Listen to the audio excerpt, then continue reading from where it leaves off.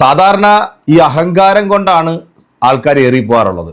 പക്ഷെ വിനയം കൊണ്ട് ഏറിപ്പോയിട്ടുള്ള ഒരാളുണ്ടെങ്കിൽ അത് ഇന്ത്യൻ സിനിമയിൽ, ലോക സിനിമയിൽ ഒരാളുണ്ടെങ്കിൽ അത് നമ്മുടെയൊക്കെ സ്വന്തം ജയറാമേട്ടൻ തന്നെ കേട്ടോ. ഈ കഴിഞ്ഞ ഒരു 2-3 മാസമായിട്ട് പുള്ളിക്കാരൻ ഏറി തന്നെയാണ്. ഏറിന്ന് പിന്നെ ആൾക്കാരെല്ലാം കൂടെ അടിച്ചങ്ങോട്ട് ബഹിരാകാശത്തേക്ക് വിട്ടുകൊണ്ടിരിക്കുകയാണ്.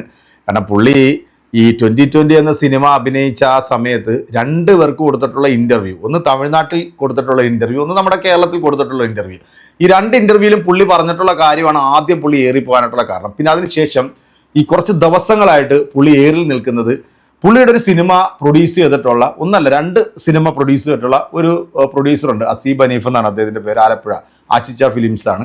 അപ്പോൾ പുള്ളി എടുത്ത ആദ്യ സിനിമ ആടുപുലിയാട്ടം അത്യാവശ്യം നല്ല കളക്ട് ചെയ്ത പടമാണ്, നന്നായിട്ട് വിജയിച്ചിട്ടുള്ള സിനിമയാണ്. അതിനുശേഷം ജയറാമിനെ വെച്ചിട്ട് എടുത്ത ഒരു സിനിമയായിരുന്നു മൈ ഗ്രേറ്റ് ഗ്രാൻഡ് ഫാദർ. അത് അടപടലം മൂഞ്ചിയ ഒരു സിനിമയാണ്. ആ സിനിമയുടെ സെറ്റിൽ വെച്ചിട്ടാണ് ജയറാം മകനായിട്ടുള്ള കാളിദാസിൻ്റെ ഒരു സിനിമ പ്രൊഡ്യൂസ് ചെയ്യാൻ പറയുകയും ഈ സിനിമയിൽ എന്തെങ്കിലും അപാകതകളുണ്ടെങ്കിൽ ഞാൻ നോക്കിക്കോളാം എന്നൊക്കെ പറഞ്ഞിട്ടാണ് പുള്ളിയെ കൊണ്ട് സിനിമ എടുപ്പിച്ചത്. ആ സിനിമ മലയാളത്തിൽ കാളിദാസൻ അഭിനയിച്ച ഏറ്റവും ബിഗ് ബഡ്ജറ്റ് ചിത്രമായിരുന്നു. ഏതാണ്ട് ഒരു 10 കോടിയോളം രൂപയാണ് ആ സിനിമയ്ക്ക് വേണ്ടി ചെലവഴിച്ചത്. സിനിമ 8 നിലയിൽ അടപടലം മൂഞ്ചി എന്ന് മാത്രമല്ല, അതിനുശേഷം ഈ ജയറാം എന്ന് പറഞ്ഞ സാധനത്തിന് പൊടി പോലും ഇല്ല കണ്ടുപിടിക്കാൻ എന്നുള്ളതാണ്. അപ്പോൾ ഇതിന് ഏറ്റവും കൂടുതൽ കഴിഞ്ഞ ദിവസങ്ങളിൽ വിമർശിച്ച ഒരാളാണ് നമ്മുടെ ശാന്തിവിള ദിനേശൻ. അദ്ദേഹത്തിൻ്റെ ഏറ്റവും ലേറ്റസ്റ്റ് ആയിട്ടുള്ള ഒരു വീഡിയോ വന്നിട്ടുണ്ട്. പ്രിയപ്പെട്ട പ്രേക്ഷകരെ, നമുക്ക് നേരെ ആ വീഡിയോയിൽ എന്താണ് പുള്ളി പറയുന്നത് എന്ന് കേട്ടു നോക്കാം. പിന്നിൽ ചെന്ന് പാർവതിയുടെ മുതുകത്ത് ഒരു വിരൽ വെച്ച് ഞാൻ ഇങ്ങനെ തൊട്ടു. തിരിഞ്ഞു നോക്കിയപ്പോൾ ഭവ്യതയോടെ, കൃത്രിമമായ ഭവ്യതയോടെ ഞാൻ പറഞ്ഞു, എൻ്റെ പേര് ദിനേശ് എന്നാണ്, എനിക്കറിയാം എന്ന് തൂറി എറിഞ്ഞ മാതിരി പാർവതി ഉത്തരം പറഞ്ഞു. ദുഷ്ടനെ കണ്ടാൽ ദൂരെ ദൂരെ എന്ന് എൻ്റെ അമ്മ എന്നെ പഠിപ്പിച്ചു.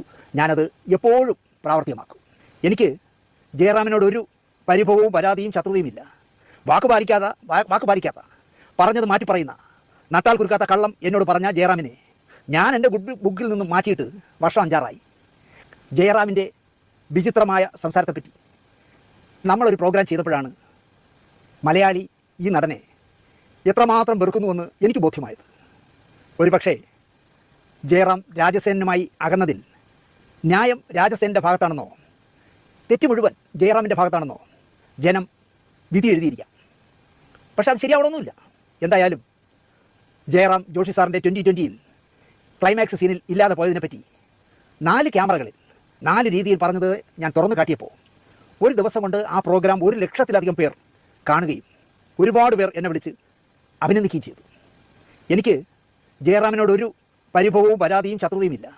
വാക്ക് പാലിക്കാത്ത പറഞ്ഞത് മാറ്റി പറയുന്ന, നട്ടാൽ കുരുക്കാത്ത കള്ളം എന്നോട് പറഞ്ഞ ജയറാമിനെ ഞാൻ എൻ്റെ ബുക്കിൽ നിന്നും മാറ്റിയിട്ട് വർഷം 5 അതിൻ്റെ കാര്യകാരണങ്ങൾ വിശദമായി ഒരു എപ്പിസോഡിൽ പറഞ്ഞതിനാൽ ഒരു വിവാഹത്തിന് തിരുവനന്തപുരത്തെ ശ്രീമൂലം ക്ലബ്ബ് ഹാളിൽ വെച്ച് ഞാൻ പാർവതിയെ കണ്ടു. എന്നെ കണ്ട ഭാവം അല്ലെങ്കിൽ പരിചയമുള്ള ഭാവം പാർവതി കാണിച്ചില്ല. ജയറാമിനോട് എനിക്കുള്ള ഈ പിണക്കം അതാണ് പാർവതിയുടെ മുഖത്ത് വന്നതെന്ന് എനിക്ക് മനസ്സിലായി.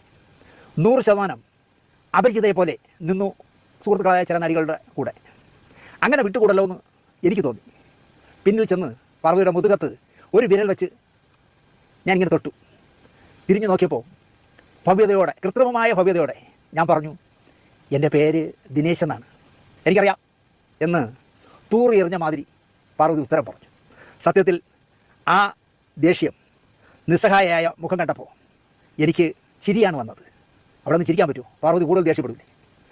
സ്വയംവര പന്തലിൻ്റെ ഡബ്ബിങ്ങിന് ജയറാം വന്നപ്പോൾ മകൻ കണ്ണൻ എന്ന കാളിദാസനെയും കൊണ്ടുവരുമായിരുന്നു. എന്ത് നല്ല ക്യൂട്ടായ കുട്ടിയായിരുന്നു എന്നറിയോ കുട്ടിക്കാലത്ത് കണ്ണൻ. എൻ്റെ വീട് അപ്പൂൻ്റെയും ചെയ്ത സമയമായിരുന്നു സിബിമലയിലത്തെ. അതിൽ മികച്ച ബാലനടൻ്റെ അവാർഡൊക്കെ വാങ്ങിച്ചാണ് സംസ്ഥാന അവാർഡ്. തമിഴനായി ജയറാം വളർത്തിയതിൻ്റെ കുഴപ്പം കണ്ണനുണ്ടത്രേ. ശരിക്കും അണ്ണാച്ചിയായി പോയി കണ്ണൻ. മലയാളം എഴുതാനും അറിയില്ല, വായിക്കാനും അറിയില്ല. ഹാപ്പി സർദാറിൻ്റെ സെറ്റിൽ മലയാളം ഡയലോഗ് ഇംഗ്ലീഷിൽ എഴുതിയെടുത്ത് പഠിച്ച് പറഞ്ഞതാണത്രേ. കേട്ടപ്പോൾ എനിക്ക് ജയറാമിനോട് പുച്ഛമാണ് തോന്നിയത്. നല്ല മലയാളി പയ്യനായി വളർത്താതെ തമിഴനാക്കാൻ കൊണ്ടുപോയി. തമിഴുമില്ല മലയാളവുമില്ല. ഇപ്പോൾ തള്ളയെങ്കിലും മലയാള മക്കളെ മലയാളം പഠിപ്പിക്കണമായിരുന്നു. പോട്ടെ, ഇനി നടക്കില്ലല്ലോ. കാരണം കതിരിന്മേൽ കൊണ്ടൊന്ന് വളം വെച്ചിട്ട് ഒരു കാര്യമില്ലല്ലോ. നമ്മുടെ ജയറാമും കാളിദാസനും ഒക്കെ ഇപ്പോൾ ഏറി തന്നെയാണ്. കാരണം ഇത്രയും വിനയത്വം കാണിച്ച് വിനമേടിച്ചിട്ടുള്ളൊരു നടൻ നമുക്ക് ലൈഫിൽ കാണാൻ സാധിക്കത്തില്ല.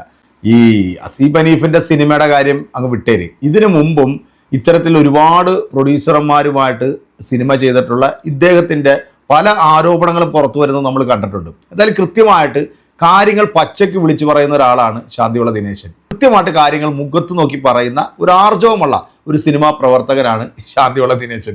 ഇദ്ദേഹത്തിൻ്റെ ഈ ഡയലോഗൊക്കെ കേൾക്കുമ്പോൾ നമുക്ക് ചിരിയാണ് വരുന്നത്. വിനയൻ ജയറാമിന് ഇതിൽ നിന്നൊരു മോചനം ഇനി ഉടനെ ലഭിക്കുമെന്നൊന്നും തോന്നില്ല. ഇനി മലയാള സിനിമയിൽ നല്ലൊരു വേഷം ലഭിക്കുമെന്ന് പോലും അറിയത്തില്ല. കാരണം അത്രത്തോളം ഇദ്ദേഹം സിനിമാ മേഖലയിലുള്ള ആളുകളെ വെറുപ്പിച്ചു എന്നുള്ളതിൻ്റെ ഓരോ വാർത്തകളാണ് ഓരോ ദിവസവും പുറത്തു വന്നുകൊണ്ടിരിക്കുന്നത്. ഇപ്പം ജയറാമിൻ്റെ ഏറ്റവും കൂടുതൽ സിനിമയായിട്ടുള്ള സംവിധാനമാണ് രാജസേനൻ. അദ്ദേഹം തന്നെ തള്ളിപ്പറയുന്ന ഒരു സാഹചര്യം വരെ ഉണ്ടായിട്ടുണ്ട്. ഇവിടെ പ്രേക്ഷകരെ ഈ ഒരു വീഡിയോ നിങ്ങൾക്ക് ഇഷ്ടപ്പെട്ടിട്ടുണ്ടെങ്കിൽ നിങ്ങളുടെ അഭിപ്രായങ്ങൾ നമ്മുടെ കമൻറ്റ് ബോക്സിൽ അറിയിക്കുക. അടുത്തൊരു സിനിമാ വിശേഷവുമായിട്ട് നമുക്ക് വീണ്ടും കാണാം. അതുവരേക്കും എല്ലാവർക്കും